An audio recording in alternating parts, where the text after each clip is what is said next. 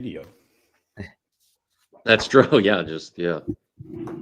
All right, welcome in. It is Thursday, and it is sort of the unofficial kickoff to MTE sort of tournament season here because we have day basketball, I think today, and then like every day from now through the rest of the week. So we're going to talk about that. We're going to start with an MTE, and I'll just set this up for you guys. A little double feature today. We're going to go to Bahamas for the Baha. We're going to go to Baha Mar specifically to the MTE that's down in the Bahamas.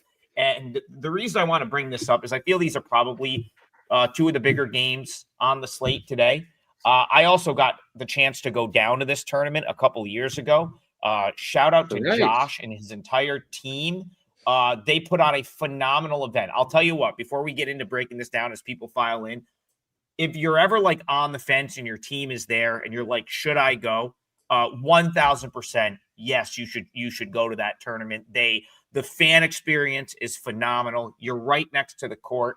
The access that you get at that tournament for like the general fan is just incredible. So highly recommend making the trip to Bahamas if you ever get the chance to go to that Baha Mar Invitational. It is A+ endorsement from Trigg. And Trigg. It's much better than hanging out with your family on Thanksgiving. So not your family in particular, I'm saying, but families in general, right? I mean, who wouldn't want to go down to the Bahamas for Thanksgiving instead of spending time with their family? Hi, Mom and Dad. How are you? But the thing is, Brian, the nice thing is it's the week before Thanksgiving always. So this one doesn't even fall That's on a good point. Thanksgiving. Yes. That's a good point. I'm confused where I am, to be honest with you. But you get to do both. And it's always they're always bringing in big time teams. So it's like the field when I went had some big teams. Last year you got to see that crazy Baylor St. John's game that had like the deep shot to either send it to overtime or win it in overtime. Right. And this year's field is stacked as well, starting with the Purdue Boilermakers as what I thought was a large favorite, and now they're an even bigger favorite tonight against the Memphis Tigers. So, Brian, I'm going to come back to you first, and I'm going to sort of sit this one out. I'll just facilitate the discussion. I'm doing this video today for Wager Talk. I'm going to be doing a full breakdown of these two games. So rather than you have to hear me yap on here and then say the same thing on there, I'll sort of save mine for the video, and that way we'll get more things in. Like I know Jay Buff wants to talk about Cornell. We'll get that stuff in. So over to you, Brian. Kick us off. Purdue, Memphis. How are you seeing this one? So we need to make room and time for Jay Buff. We love you, Buff. Thanks for tuning in. And thanks all of you for tuning in. Smash that like button, please. You talk about the line movement in this game here, Trigg. Let's look at the odds screen real quick so I say the right numbers. Purdue is, we'll call it minus 16 and a half at this point. I thought it actually had gotten a little bit higher a moment ago. Maybe there's been a little bit of buyback on Memphis in the last 5 minutes. But I suspect a little bit of recency bias is involved with the line movement here. Memphis is coming off a bad home loss to UNLV, 92-78. Now, not necessarily any shame in losing to UNLV, even at home, but again, they lose by double digits. They turned the ball over. Memphis did 18 times, did not shoot the ball well, 42.4% to be exact overall, and just 23.5% from three, 4 of 17. It was actually, guys, in terms of margin, the worst loss Memphis has had at home under Penny Hardaway. So part of me kind of thinks if this number keeps climbing, it's buy low time on Memphis. I don't know, Rob. What do you think with that? That's just my natural instinct when I see a team off a loss like that and the line moving the way it is.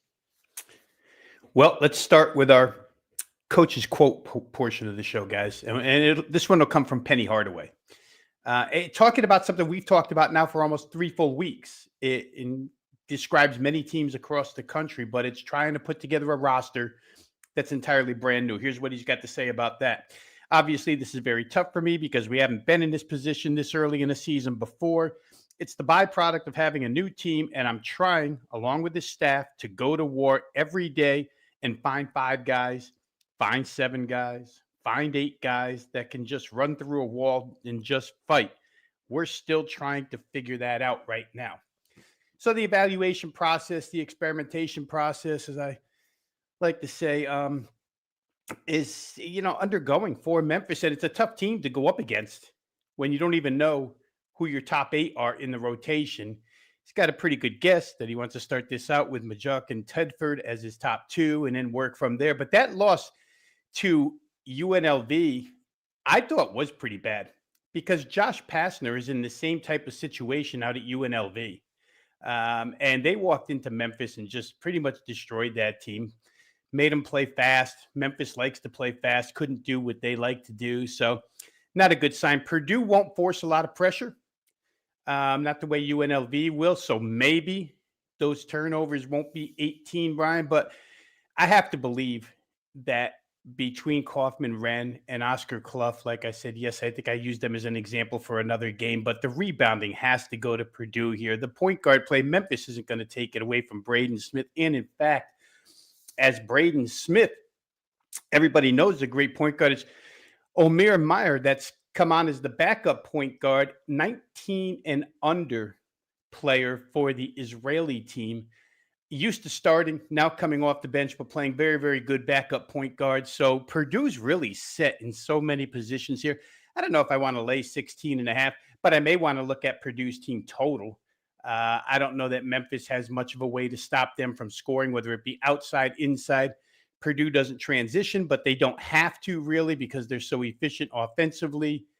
Quick look here if we can get a firm number on team totals so I can see where we're at. It looks like 87.5 for Purdue. The only thing I would say is, you're in the Bahamas, different setting, different rims, maybe not. Maybe Purdue's up by so much that they don't have to get to 88. But if I had to play this game, I might look that direction, Purdue team total over. Just don't know that Memphis knows exactly what they're doing yet, as the head coach stated. Yeah, you talk about efficiency on offense there, Rob, for Purdue. Well, there is a grand total of 0 teams more efficient on the offensive end than Purdue. They are number 1 right now in offensive rating over at Ken Palm. I saw some people talking about analytics sites in the chat, so there's that. Purdue's not going to turn. I think you mentioned this, Rob. Correct me if I'm wrong. Purdue not likely to turn Memphis over as much as UNLV did. That's just not their game on defense. Yeah. But you did the continuity point, and then I'll throw this to Trigg, is like very well taken. Memphis has no maybe we shouldn't be surprised by a slow start because they were tied for dead last in the country in returning production, while Purdue obviously has a great deal of returning production. Not to put you on the on the spot, Trigg, for a hot take alert here, but I think of Penny Hardaway as a coach. Is Penny Hardaway not a good? I feel that a lot of times when I handicap Memphis, I'm saying things like, "Well, I give the other team the coaching edge." Yeah, let me put Trigg on the double hot take. Yeah, no, I love being put on the hot seat. Is the coach? Fire away. These are easy. These are opinion based. Is the coach a good coach, and is Doug McDaniel really a good point guard? The kid from Michigan's been not so good to start the season, and it could be because the surroundings are just brand new to him as far as personnel is concerned. Doug McDaniel struggling doesn't really surprise me because I feel like he's had some hot and cold at times in his career. But I have a more definitive answer about Penny Hardaway. Listen, I love the guy as I loved him as a player. I had a Magic starter jacket when I was about 10. I owned that blue with the pinstripes Magic Penny Hardaway jersey. As a coach, I think he's awful. A terrible coach. In game, is he an awesome recruiter? Is he great for that program? Yes. But when we're in the game, the 40 minutes or so where they're on the floor, I typically would, there's almost no person in the country that I have him as a coaching edge. Maybe Mike Bibby. I probably give him the edge over Mike Bibby right now. But that's just been the thing for me. I think for me, it's gotten a little bit better than it was a year or two ago. But to answer your question, BP, I don't think he's the best X's and O's guy that we have in the game. To be fair, you can get far at this job by just solely being a great. Look at Coach Cal. I don't think anyone has ever accused Coach Cal of being the finest X's and O's man in the business. Right. I mean, I'm not saying Hardaway's even on the level of Coach Cal. I'm just saying recruiting is a big part. I'm not maybe I don't want to put words in your mouth. I'm not saying that Penny Hardaway should be strung up on a pole and run out of a job. I'm just saying that I agree with you that it's the X's and O's in game where he tends to struggle. And if you got the worst team, maybe it is a long night, even if it is kind of a traditional buy low spot here. I would almost argue it matters even less now than it ever has, because when you're college basketball at the high level, the coach it has so much other stuff to worry about at this point than just X's and O's. If you just want to worry about X's and O's and be a coach, you got to go coach in the Patriot League or the Ivy or someplace that doesn't have extreme roster turnover, NIL, players getting paid. Like that's so really Hardaway's better off than a lot of other people in his position right now. It's just you get in between the lines, you might get out schemed a little bit if you're Memphis. But hey, that's just something you deal with. I want to just throw this question up real quick as we transition to the other game, because I will answer it. And like I said, I'm going to give my breakdown on these two games on a separate video. So I'll sit the sort of handicapping portion of this one out. But I want to bring, this is a general question, and I have an answer for you, Jacob. So he says, I try to set my own lines a couple days before, and if I'm off by 1.5 to 3 points, I see value. Yeah, that's like pretty much handicapping 101. I agree with that. He says, I'm off by more than 3 points, I consider it a bad read. If I'm off by less, I see no value. So I don't think it's like a bad read if you're necessarily off by more than that. And I'll just give an example I'll use the Purdue game and Memphis as an example. I do this as well. I make my initial number like a day or two before, and then I don't look at it. And I don't even look at it when they open unless it's a spot I have had circled and I know it's something I'm going to for sure want to attack. I won't look at it when they open because I don't want to be stuck with 10 plays just based on where numbers open. Right. So that's why I don't do that. I have Purdue minus 19.5 here. Oh. So that would have represented a fairly substantial quote unquote edge based on the opener of 13. But I didn't play it. It doesn't mean I still don't like the Purdue side. I do see what you're saying where it's like, man, like that open 13, I was way over here at 19.5. Like, I'm with you, though. I don't just auto play it. I have to sit there and think like, okay, why is it so far? Why am I so far off? Okay, now we're on a neutral. Memphis played really poorly last time out. So going back to some of the stuff Rob said, and it's not like it's a case by case. Every single game is a case by case basis. That's why I have no life in college basketball season. That's why, I wonder if I wonder if I'll still have a significant other at the end of March, because every game is a case-by-case basis. It takes forever to break these games down. Yeah. But that is a very, very good question, in my opinion. And I think if either of you want to weigh in on that, go ahead.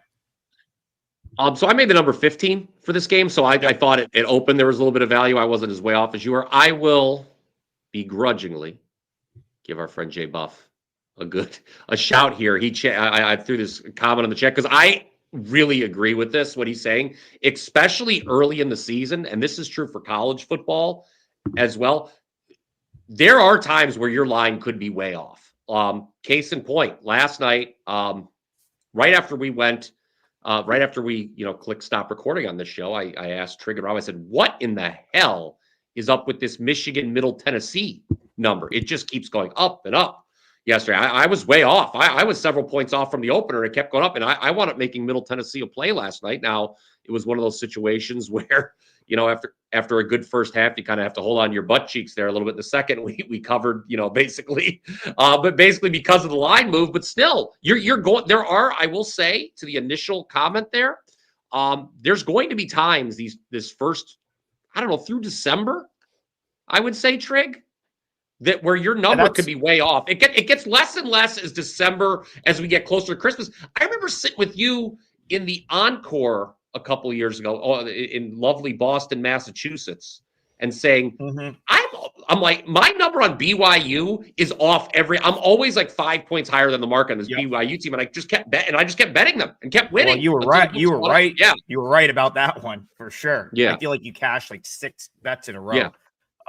With BYU. With the Cougs.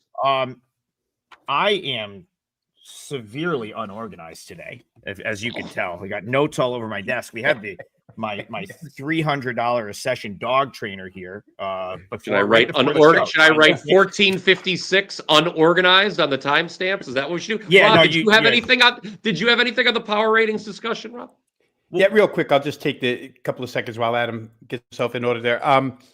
As a power ratings guy myself, when it's off, and as you guys both said, doesn't necessarily mean you're wrong. But what I'll do a lot of times if I'm unaware, I'll immediately go check injuries, because the way people bet injuries nowadays is insane. Yep. So just make sure there's nothing injury-wise that's causing the difference between your number and the number that's being offered in the market. That's all I'll add. Looks like Adam's ready to roll. Yeah, all I was doing was trying to make a seamless transition to the next game, which is the second game down. The second game down in Baha Mar. I know what the next game is here. What are we doing? Yeah. So I was looking for my number on Texas Tech, and I found it. So game number 2, second part of the Baha Mar Championship tonight. These teams will play again. I think in 2 days it is, or tomorrow. I'm not sure what they're doing this year. But the second half of this is our other feature game, Texas Tech, Wake Forest. I see a couple people in the chat asking for it. And Rob, I'm going to throw this to you, but all I was going to say was this was one where I also made my number 11. It opened 8. It's now up to 11, but I don't necessarily feel like I missed a bet. And that's, I guess, the point I'm trying to make. Just because you see a numerical edge on a play does not mean you have to bet it. Like, other things need to line up. I do sort of lean to the Texas Tech side, but it wasn't something I initially bet. How about yourself? This game to me is pretty solid where Wake Forest is concerned, being the underdog, right? I don't know that Memphis has the type of personnel to match up with Purdue in the opener, but I do think that Wake Forest could cause, and I'm a Texas Tech guy, so I'm going to lean Texas Tech. Just don't know that I would lay this price. For Wake Forest, the antithesis of what Penny Hardaway said when I read the quote is their backcourt, 2 first-year guys, 2 first-year transfers, one from Washington, one from Washington State, and they seem to be blending together really, really well. The type of ball Steve Forbes is playing down there, as described by Grant McCaslin, head coach of Texas Tech, ultra aggressive, attack the rim, and they've showed it. They played Michigan right to the wire in Little Caesars, so they've got some experience on a neutral, and that's more than a neutral, right? When you're going into Michigan territory and just playing at an arena where they probably have more people than you do. But for Wake Forest, I think the guard play is solid, which always counts. I think their early tendency to speed up tempo, Texas Tech has shown they'll handle, because they played Illinois tooth and nail 81-77 in an up-tempo game. Texas Tech, I'll tell you guys, I won't say they're mirror image, but I will say they're very, very comparable to Purdue in efficiency. They don't really want to run. They'll run more than Purdue will, for sure. And I'm going to, thoughts just run right through my head here, Adam. It's crazy. But yesterday I said Texas Tech doesn't thrive on threes the way Alabama does when we were talking about the Alabama game. Yet Texas Tech has hit a lot of threes this year. A pretty good three-point shooting team, led by a solid point guard, Christian Anderson. Of course, JT Toppin, probably, again, the best player on the floor here. I think Texas Tech is the winner, but I think this will be high speed. If I take the Illinois game as a comp, I see 81-77, 158. I think Wake Forest is a little less defensive-minded. I think Wake Forest probably a little, and this is tough to say after watching last night's game, which turned into an absolute foul fest, but it did involve Alabama. I think Wake Forest has a good tendency to have fouls in their games because of their style, rim attacking. So you're asking right now at this point, because the total's been bet up, for 3 more points than what was scored in the Texas Tech-Illinois game. From 158, you want to get to 161 to cash here. I think it's real doable. I think that the Wake Forest defense at Texas Tech, I think they'll score their share, and Wake Forest probably gets theirs in a fast game. Give me over in that one, guys. Trigg, second straight game here that I, too, was a little bit higher, but not quite as high as you relative to the opener here. So I understood the line move. It's a little high for me now. Rob mentioned Wake Forest's performance against Michigan. That is still in my mind. They were up by 7 in that game, late in regulation. That was an unlucky loss for the Demon Deacons in Detroit. So, I mean, it was not a I guess I don't know if you want to call it technically a true. It was a true road game, basically. Let's be honest. Detroit's a lot closer to Ann Arbor than it is to Winston-Salem. We all understand our geography there. Rob mentioned Texas Tech hitting threes a little bit more than we're accustomed to seeing. I think they have hit 12 or more in 3 of their 4 games. That's pretty good. And I got to be honest with you, if they're hitting their threes here, it could be a long night for Wake Forest because Wake Forest is allowing teams to shoot very well inside the arc as well. Rob mentioned the name JT Toppin. JT Toppin's not just, he's going to be the best player on the floor a lot of nights this season. He looked great in the losing effort against Illinois. If you're in one of those states that allows college play, in Ohio, we can't do it anymore. But if you're in one of those states that I would look JT Toppin overs here because I think he's going to put up a very, very big night in the box score for the Red Raiders. Yeah, I can't disagree with that. I think I've said it a couple times on this show. I am sort of all in on Texas Tech. From a long-term perspective, they are a team. Like if you were to pin me down right now for a team that I was like give me one team that you will pick to make it to the Final Four. Like if you were like, you have to pick one, obviously, like we know how hard it is to get to a Final Four and all the stuff that you need to fall into place. Like the one I would like feel the most comfortable about picking would be Texas Tech. I love McCaslin. I love the way they're coached. I think they're really good. Now, again, could Wake hang around here and keep it within 10 on a neutral? Maybe. I would still think Texas Tech is the right side. And yeah, I am very high on the Red Raiders this year. Real quick, guys, just one thing to add to that. This tourney is in the Bahamas, where sometimes kids can get lost in the scenery. And Grant McCaslin's quote was, "We're very, very excited to be here." More or less a business trip for them, which is good to know that their focus is not on, the Bahamas itself and it's on the basketball court. Was this not the tournament, Trigg, where you provided inside info and said Georgia was at the tables all night last night? There you go. They were, and they were they were awesome. First of all, we had a blast that year with the Georgia guys, and they were just hanging out, having a good time. And that is such a good point. And it's not to knock, listen, that was Mike White's first year early in the season. Georgia was projected to finish at the bottom of their league. Sometimes, and this is like a very, very important point that you need to take into betting these the next week or so. Sometimes these are team building trips. It's not everyone is there for business. Sometimes it's like, hey, we know we're trying to build some camaraderie within the team. It's a long season. Maybe we have a group of new players. And, so let's say for Memphis, maybe Penny goes into this and says, hey, it's a little bit more about building a bond with each other than it is maybe going to get a result because it's November. We have a whole season. We're going to play some basketball, but I think that was Georgia's MO. Now, they went 0-2 and didn't cover in either game, but look at Georgia now, right? Mike White was playing the long game there and look at how good they were last year to the year before. So that is something that you need to think when you're going to handicap a game. And there's teams in a tropical destination, it's got to be on your mind. And I think it makes that quote that Rob dug up right there that much more relevant. Go ahead, Brian.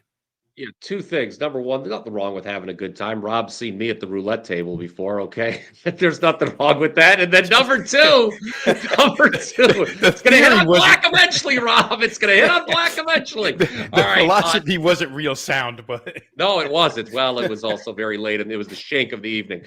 Number two, Texas Tech continues to take money here. This is actually just hit 11 at Circa, so in a more serious note.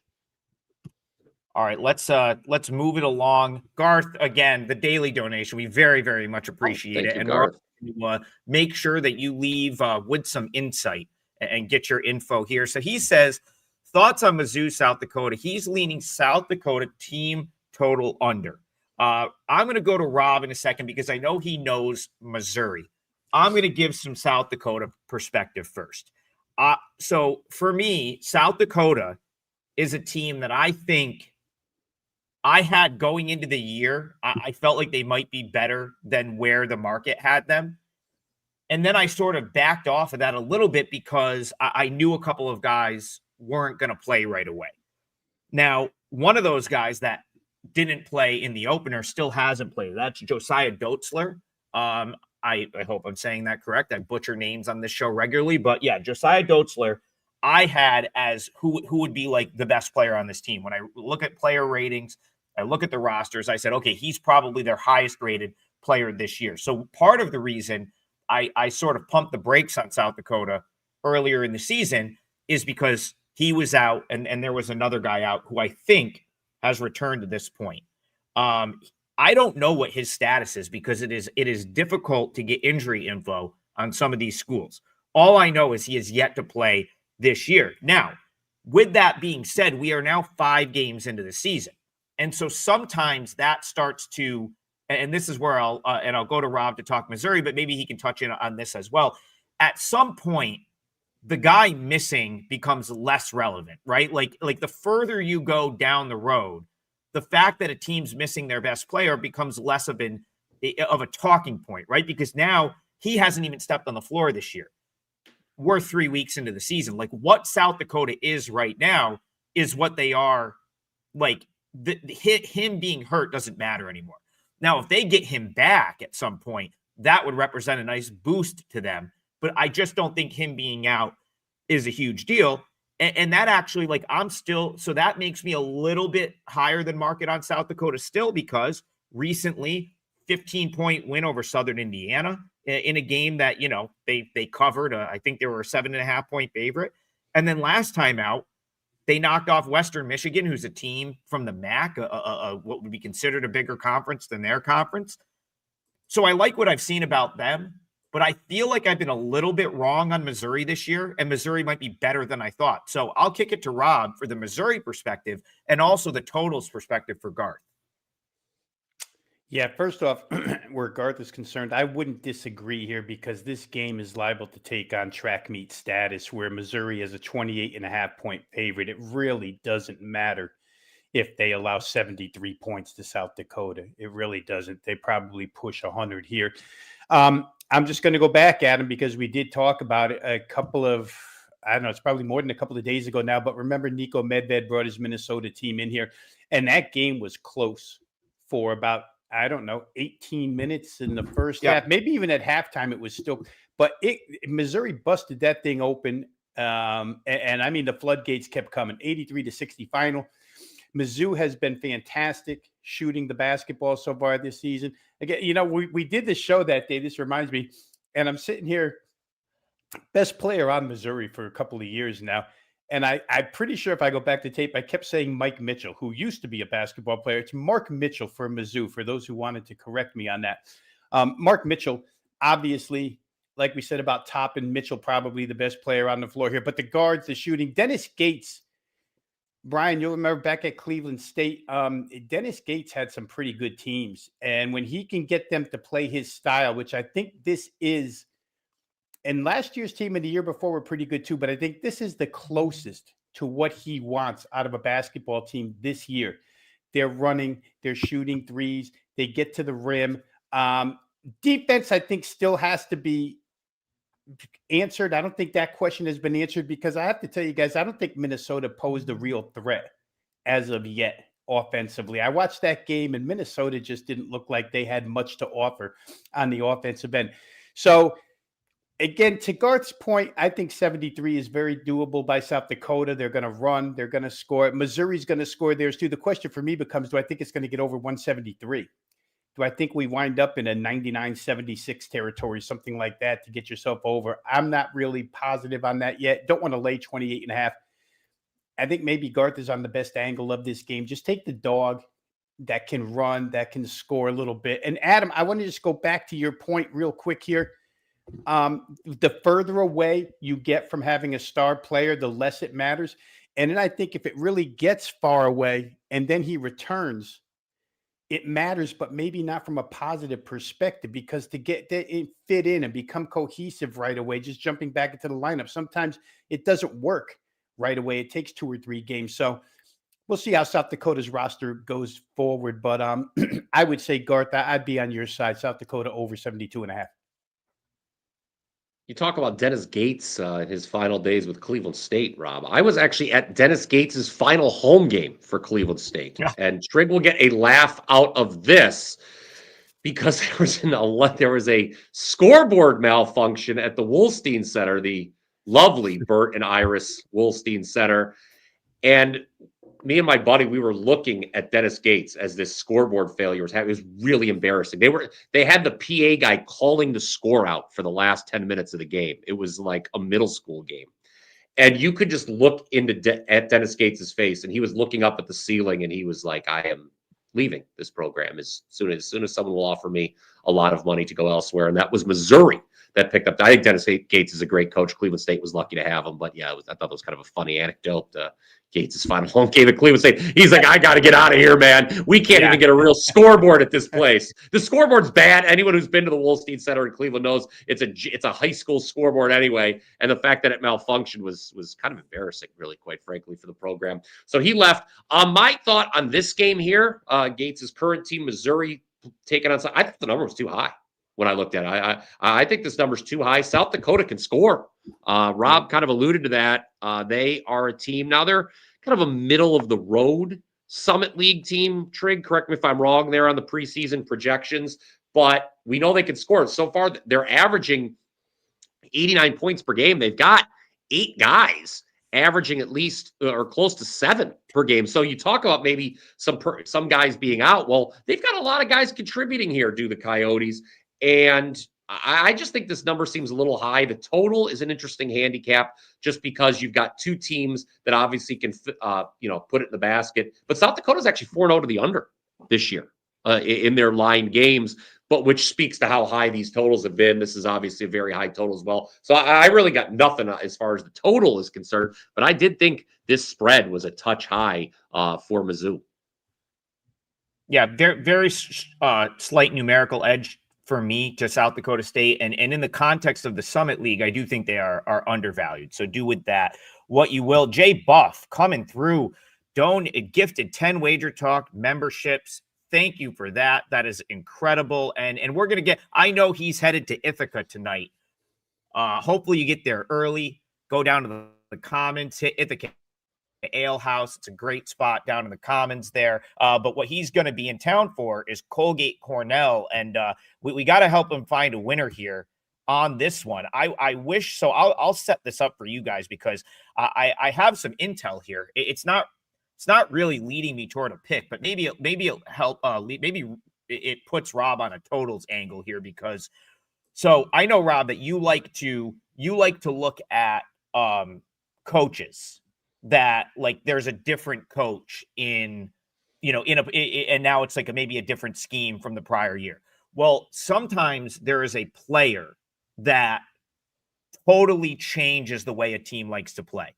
And that's what Colgate has had the last couple of years. So Colgate had a center by the name of Jeff Woodward the past couple of years who was a 6'11", like plotting big. Really, really slowed things down.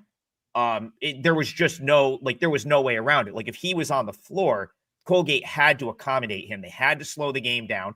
But when you're in the Patriot League, if a 6'11" guy wants to play on your team, like you're going to make sure that work. Like you're just going to have to work that in because it's not every day that a team like Colgate gets a 6'11" center that has a little touch around the rim and can score points. So the reason I bring that up and the reason I'll sort of kick it to Rob here to give us a totals perspective, he's not on the team anymore. And what I saw on Monday night against Siena was a Colgate defense that was flying around the floor, so much more athletic than they were in the last couple years because the year before it was Keegan Records and they were big. Now Colgate's a little bit smaller. They're much more athletic. The 1-3-1 zone that Matt Langle likes to play is much more effective.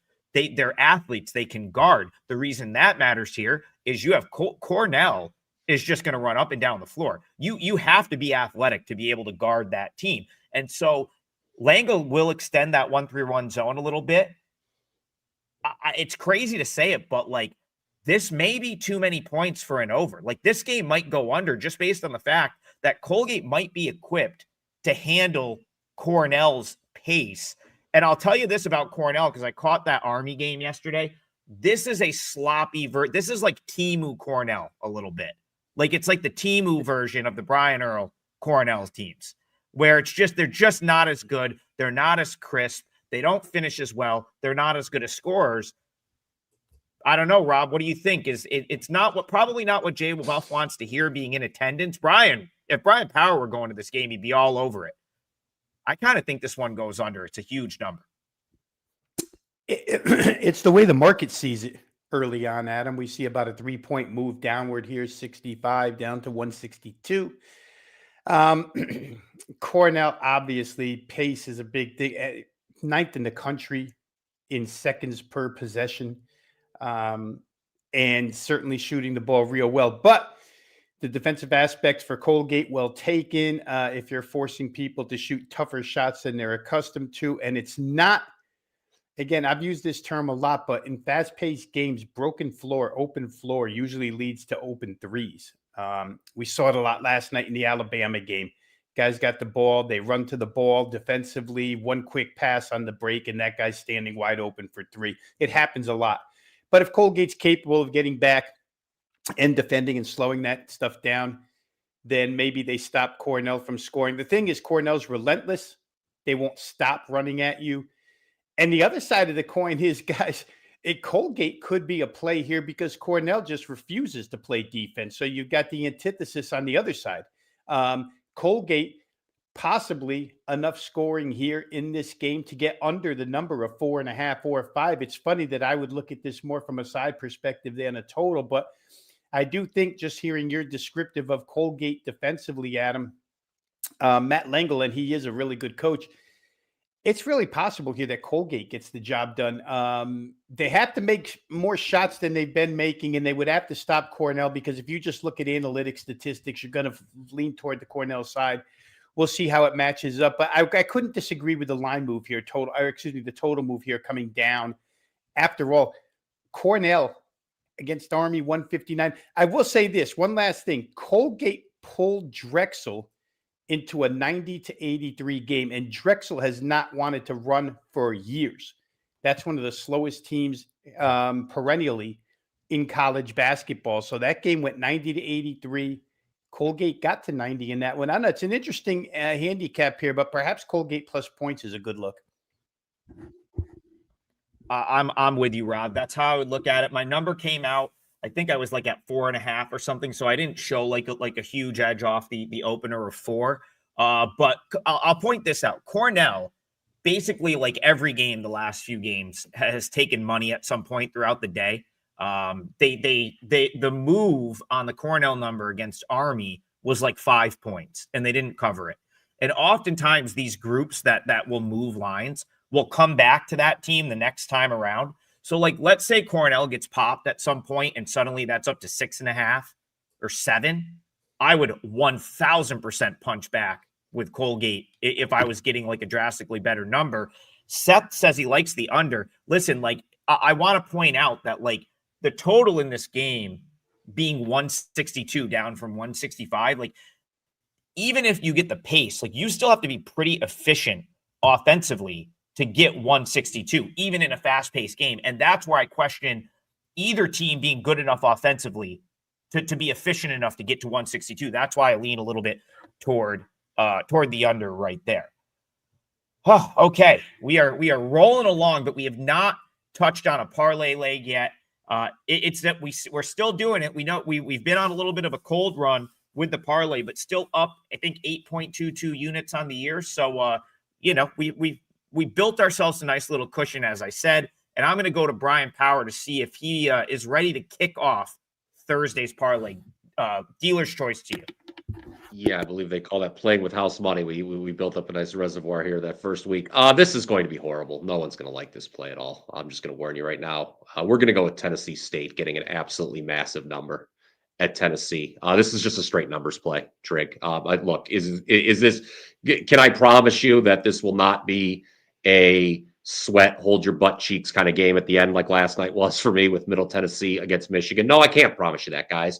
I just made this number significantly lower. And if you want to kind of put something behind this play here, taking the big number, well, check this out. Tennessee They've started the year 4-0, 4 double-digit wins. Well, what do they have upcoming, guys? They've got a trip to Las Vegas. Now, we understand the price gouging that's going on in that city right now. We've all heard about it on social media, read about it. But these Tennessee players, I think, are going to be looking forward to that trip. And look at some of these games that Tennessee has on tap, gang. They'll be playing over the next we'll call it 3 weeks. They've got 3 top 10 opponents on the docket. Houston, that game will be in Vegas. And then they've got Illinois. They're going to be playing Louisville. They're traveling up to your neck of the woods, Trigg, the Carrier Dome. I just think they kind of phoned this one in. This is a huge, huge number to be laying. There has to be, everything has to go right to cover a number of 32.5. So Tennessee State, let's just hold the nose and take the points. We'll check the score at 9 p.m. Eastern. Hopefully they stayed within 30. I'll put something else behind this for you, Brian. This was the same exact spot that Syracuse was in the other night when we took Monmouth plus 22. Syracuse is headed out to Vegas as well to play in this, like, I think it's like the Players something. There's a whole bunch of teams heading out there to play multiple games in multiple days. It's almost like uprooting the Maui Invitational as like the premier sort of MTE that all of these teams are going to. So that was part of my argument 2 nights ago when I used Monmouth in the parlay and as a client play plus 22, and that game was like a 2-point game. That came right down to the wire. I'm not saying Tennessee State is taking Tennessee down to the wire, but certainly they can stay within, what is it, 32 and a half? Yeah, there's some 32 and a halves out there, but let's call it 32 for the show. I grabbed 32. I disagree with you. Okay. I like it. Let's bring Rob in. If you want to comment on that, you can, but if you don't, we can go to your parlay leg if you'd like to throw one out there for us. Let's do that, guys, because I have something here that I like quite a bit. I had my eye on it since their last game, and it's a bounce back team total. I love these team totals, and I love teams that can score, obviously, because I want to play over. But I'm going to go to the Elon Miami of Florida game. You know, Miami of Florida played Florida last outing, lose 82-68, a battle of, I guess you would say for Miami under Jay Lucas, they were testing themselves. Where do we sit in the grand scheme of things? And they found out 82-68, their fast-paced style, their hot shooting got cooled off by the Florida defense. And the Florida front line in that game was really dominant. But they're going to play Elon here, who doesn't play a heck of a lot of defense, a team that Miami can force tempo with, a team that Miami can dictate how things are played, and the team that Miami can score against. The number here didn't seem overwhelming to me. I'll get the current. I'm showing 91.5. I think in fact, it's been bet up now, guys. It was 90.5. Now it's 91.5. And maybe on the rise a little bit. So I would say if you're following our lead here on these games, probably want to get Miami's team total now. But 91.5, I was looking more like in the 94 range. Didn't get there. They may get 100 tonight because of what happened. It's a step down in defensive class. What you saw against Florida, and especially against penetrating that front line, you're not going to see here against Elon. And secondly, Florida can do what Miami does best as far as tempo is concerned and do it better. And they showed it. So for me, I think in a bounce back game and a step down in class, a team that wants to play a lot of offense, a team that's on their home floor here, I'm going to take Miami team total up and over 91.5. I'll let Brian chime in a second, but I rarely love a team total, like, because I don't really handicap them. Rob, I love this call by you. I'm going to give my opinion, and then I'm going to let Brian, because my opinion also includes a funny Brian Power story, so I'll let him follow it up. So he has no idea what I'm going to say. But don't, and I'm very nervous. There's a lot of funny Brian Power stories out there. So Brian and I had court access and everything when we were at Toledo. So we were in there early. We were standing on and near the court. And there was one point where Brian got caught off guard because he looked to his right, and Matthew Van Komen was standing right there. He's 7'4". And he kind of yes. It was similar to like when Prez saw Tokyo Brandon's new look for the first time when he debuted it on Wager Talk today, and his jaw just hit the floor. Like that's like Remember, we were standing Check right the by archives.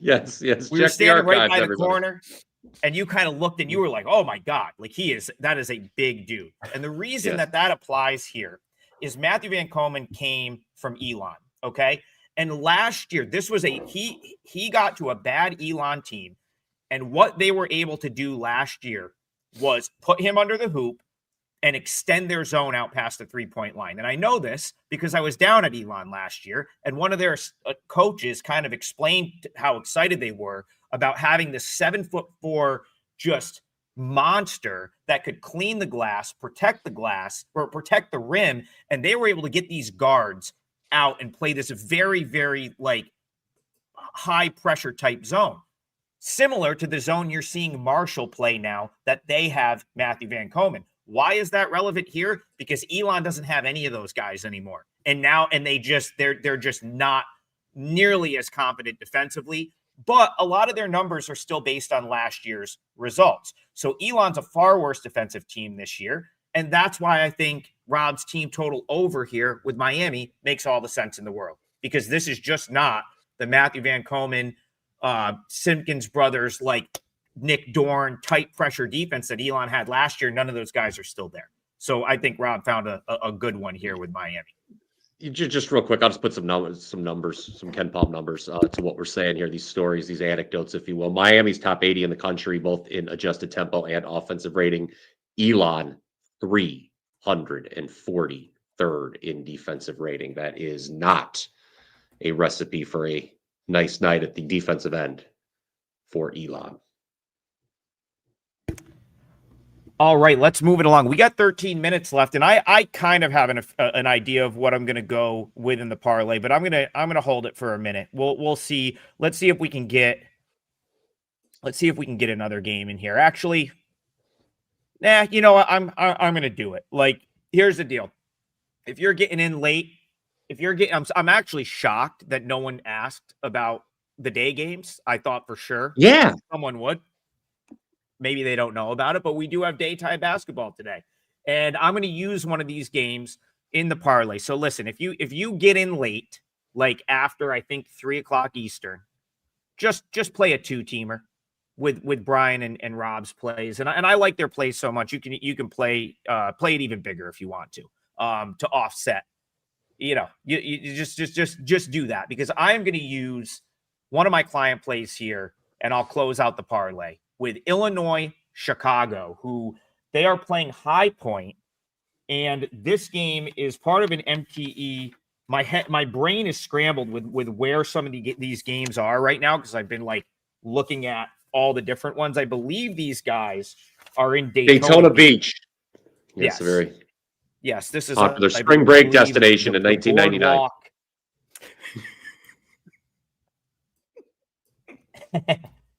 Yeah, so this is one of the MTEs. This is during the day today, so this will be the second game. Probably goes off, I don't know, probably about 3:00 Eastern. And I played Illinois, Chicago here. I believe I took 9. I'll have to double check that. It's either 9 or 9.5. But we'll call it 9 for the show, because I think you could probably find. I think it's 8.5 some places. I'm pretty sure for clients I took 9. 3% play for me. It's going to close out my leg of the parlay. I assume you guys want some daytime action, so I decided to give this one out. And what I want to talk about with Illinois, well, really with High Point, is High Point's becoming a team I'm willing to fade when they aren't playing like the bottom feeders. And we actually talked about this High Point team very briefly on Monday. I said before that game, I was like, this is the type of game that High Point just slaughters someone. And they came out and won that game by 43 points against Canisius. The last few years, High Point has money, okay? They have a lot of resources and money, so they don't need to go play the bye games like a lot of other teams in the Big South do. High Point puts together a schedule where it's a lot of teams that are in there, sort of like a lot of mid-majors, a lot of teams that are in their sort of, weight class, if you will, teams that will actually come and play them at home because they get a great turnout at home. And what that means is they don't they really play a lot of like Q3, Q4 type opponents. And so I think that, and the fact that High Point went to the NCAA tournament last year, 29-6, best season, one of the best seasons in the history of the school. I believe it was their first NCAA tournament appearance. That and the fact that they smashed some of these lesser teams, I think has inflated them sort of significantly here at this point. Their head coach is now at Creighton, waiting to be the next head coach when McDermott retires. So it's a first-year coach in Flynn Clayman, who, maybe he'll be a great coach, but it's still his first year. The roster on paper looks really good, but they also got throttled by UAB. I don't mind that UAB team. Other people say UAB aren't very good. They lost to Alabama State. So that's it's a little concerning that High Point was not really in that game, lost by like 16. For me here, you're playing a team from the Missouri Valley. You're catching 9 points.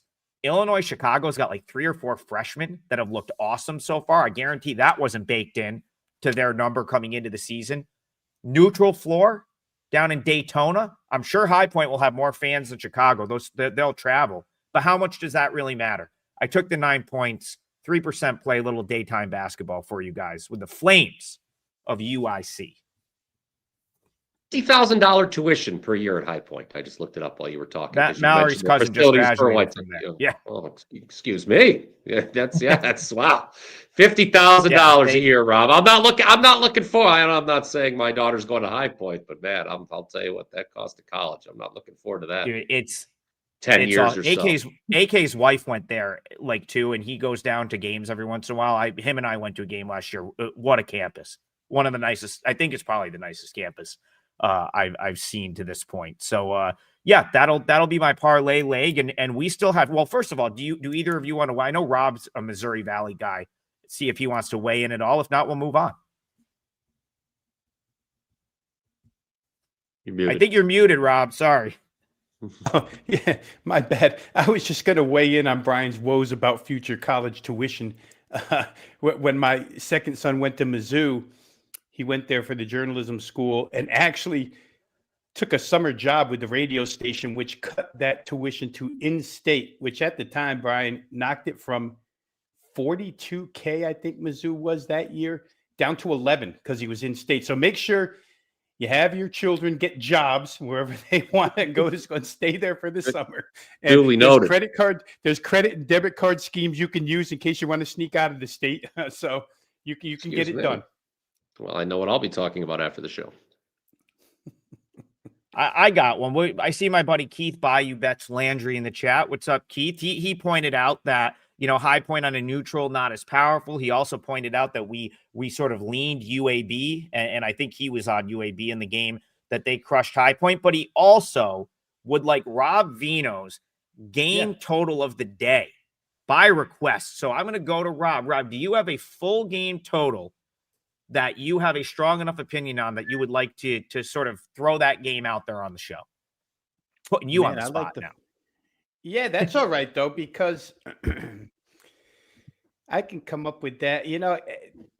I'm going to say this, guys. We talked about it earlier. I'm torn between a couple because I know Keith is leaning on me here. I'm going to say the Texas Tech Wake Forest game that we talked about earlier gets over that number of 160.5, and it's been bet hard already. So as we like to say on Ski Profit Show, Profit Picks, 1:45 p.m. Wager Talk TV every single Monday through Friday. Shameless plug. Don't want to take the ass end of the line. But here, I think the ass end of the line still has wiggle room. So I'll leave you with that. I'll tell you what else I was considering was K-State and Mississippi State over. Kansas State they're a one-way ticket this year. All offense, nothing more than that. So take your choice, Keith. But I think both of those semi-high-profile games or pretty high-profile games probably get their way over the total. Brian, let's go to that game. K-State, Mississippi State. Do you have an opinion there? But there was a total I wanted to throw that I was looking at as well. Again, we talk about not wanting to take the ass end of a line move in Rob's word there. Mm-hmm. Long Island and Fordham, people are betting the under like they know the score, the final of that game. And I just bring it up because my initial read was to the under, in that matchup. So I just kind of wanted to bring that to people's attention. I just want to, obviously our goal here is just to highlight spots that people could check out for themselves. So that's one I think people should look at. An under there in Long Island, Fordham. No, I will not be in the building, but I did own an FU hat in 1998, Rob, which is embarrassing.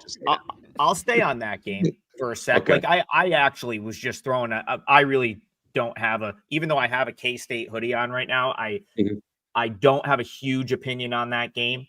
So I'd actually rather kind of throw my opinion out on Long Island and Fordham, because I guess if you tune into this show late and you miss my client play on Illinois Chicago and you're looking for a leg of the parlay, like the one I was actually probably gonna use in place of that would have been Fordham on the money line. And so, like, again, I haven't played this yet. I feel like I missed the number a little bit here. I think it was minus Fordham open like -1, got up to like 3. I think now it's back to 2.5, but it's something I'm sort of thinking about today. And the reason I'm thinking about Fordham as a play, not only today, but someone I want to play on in the very near future, is I think they're a lot better than what they showed to start the season. That loss to New Jersey Institute of Technology, they had another bad result, but they played Iona as good as anyone has played Iona yet. And that was a very, very competitive game. They ended up covering the number. I believe Iona kind of came back in that game and won by 5. And Fordham has a guy that I'm sure Rob will weigh in on, because he comes from the West Coast, Mike Magpaio. He was always such a good, had such good UC Riverside teams. He's someone that I expect to like come to Fordham and like just do big things. So the fact that he got off to a slow start in his first couple games, like, listen, he came across the country. He's trying to rebuild a program. I'm almost going to give him a pass there. For me, the effort from Fordham in that Iona game is enough to say, like, this team has some like betting upside. I think they win this game. I'm just a little annoyed at myself for missing the number here. It's the only reason I haven't played it yet.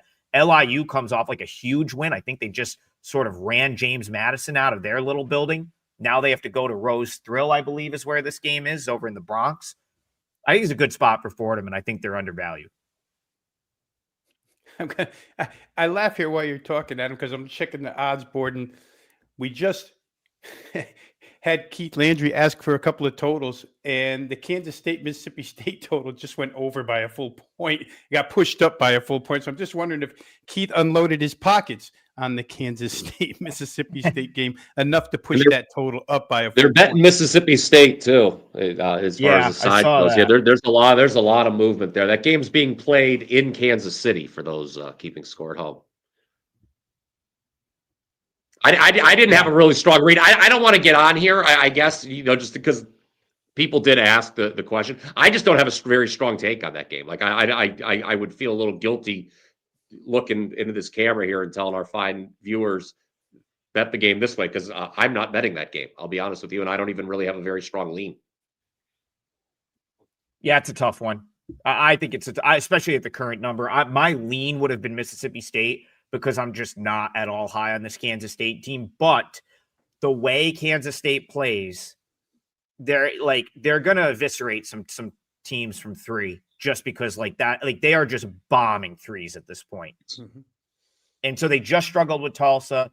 They just let Cal come back. Like, at some point, they're going to come out and just put it on someone. And then you're going to want to bet against them in the next game, because I just don't think they can consistently do that. But they have it in them. Abby Bashir, they are chucking threes right now. If I'm wrong, team shot horribly from 3 against Mississippi State last year. I think they had one of the better 3-point defenses in the country, if memory serves me correct. That kept them in a lot of games. So I don't know if this is the game where Kansas State may go crazy from 3. Yeah, it's really, and again, this is going to be the case with a lot of these, like, neutral court. I know it's in Kansas City. It's still a neutral. Like, yeah, they'll have fans there. It's still a neutral. Not their gym. Yeah, these games can be tough, man. The MTEs, it's going to be about survival for the next week or so. Teams playing their 3rd game in 3 days. It's tough. Like, you got to keep an eye on stuff like that over the course of the next week or so, in my opinion. All right, anything quick at the horn before we recap this parlay? All right, let's do it. Let's recap. We've got Brian Powers going Tennessee State plus 32. You got Rob Veno, Miami Hurricanes team total over 91.5. And I went Illinois, Chicago -9. We'll call it 6-1. It looks like you could get your pretty standard standard -110s out there. I'll tell you what, Garth threw another donation, and he wants to get one in at the gun here. I'll comment on this one really quickly. I thought the Hawaii movement, I didn't agree with it. I didn't understand why Hawaii was suddenly a 3-point favorite against Arizona State. I got Arizona State a slight favorite in that game. That's all I have to offer there. Either of you, quick for Garth at the horn on his question, Hawaii, Arizona State. Rob, anything for the total? Yeah, I haven't handicapped that one yet, Adam, so I got nothing at this point in It's all time. good. This afternoon I will. I just wanted to get something out there for him. I think Hawaii gets a little bit overrated at home, especially when they start to play good a little bit. I will be looking at the Sun Devils to see if I can make a case to play back at that movement. That is what I have for that game. We very much appreciate the interaction, the donation, the comments, the likes, the subscribes to the YouTube channel. And once again, to close it out, Tennessee State +32, Miami team total over 91.5, Illinois, Chicago +9. That's your 3-teamer. That's your show. We'll be back 10 a.m. tomorrow to finish out the week. See you guys then.